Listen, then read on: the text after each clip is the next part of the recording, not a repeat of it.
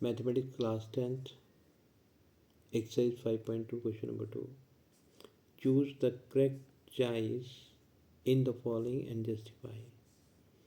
First one is 30 term of an arithmetic progression 10, 7, 4 so on is A 97, B 77, C minus 77, D minus 87. ठीक है, तो यहाँ पे हमने इस सीक्वेंस में जो सीक्वेंस अरिथमेटिक प्रोग्रेशन है उसमें 30 टर्म फाइंड करनी है. तो ये था क्वेश्चन और ये इसके ऑप्शन दिए गए हैं. सीक्वेंस हमारे पास है 10, 7, 4 एंड सो ऑन. ठीक, यहाँ पे फर्स्ट टर्म 10 के बराबर, common difference d 7 minus 10, second term minus first term and it is equal to -3.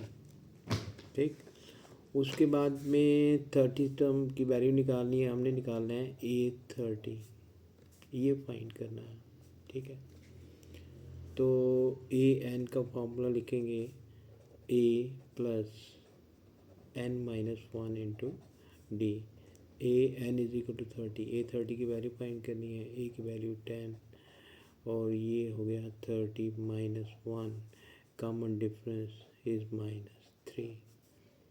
then it is 10 plus 30 minus 1 means 29 multiplied by -3, it is equal to 10.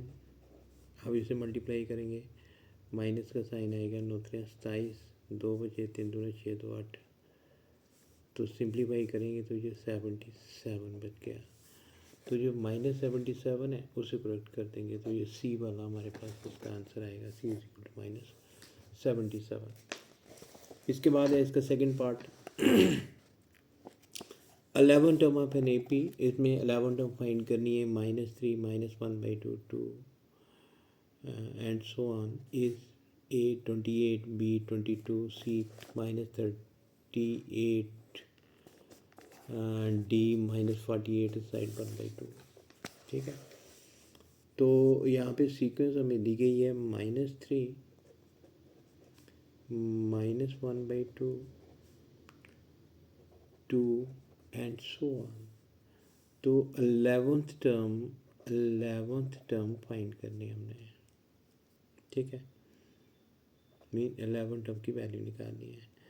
A first term, common difference, second term minus first term.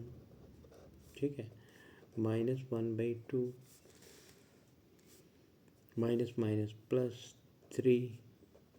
अब इसका LCM हो गया 2 -1, 3 से 2 3 से multiply होगा 6, तो 5/2.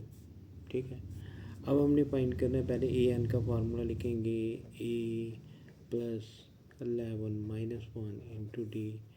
A11 find करना है. ए की वैल्यू -3, 11 माइनस 1 बनता है 10. ठीक है, और डी हमारे पास है 5/2. ठीक, इट इज़ इक्वल टू -3, ये 2 1 2 2 5 से 10 5 5 25 प्लस 25. ठीक है, तो ये कितना बन गया 25 22. अब इसमें देखना है कि कौन सा आंसर इसका आता है. A28 आता है, 22 आता है, -32 -38 एंड -48 साइड 1/2. तो इसमें जो बी पार्ट है ना वो इसका आंसर हो गया. तो बी पार्ट आंसर जो है ना वो इसका बी पार्ट हो गया. Answer is B. ठीक है, तो ये था question number 2 complete first part and second part. तो जो बच्चे भी इसे देखेंगे तो इसे लाइक और शेयर ज़रूर करना. Thank you.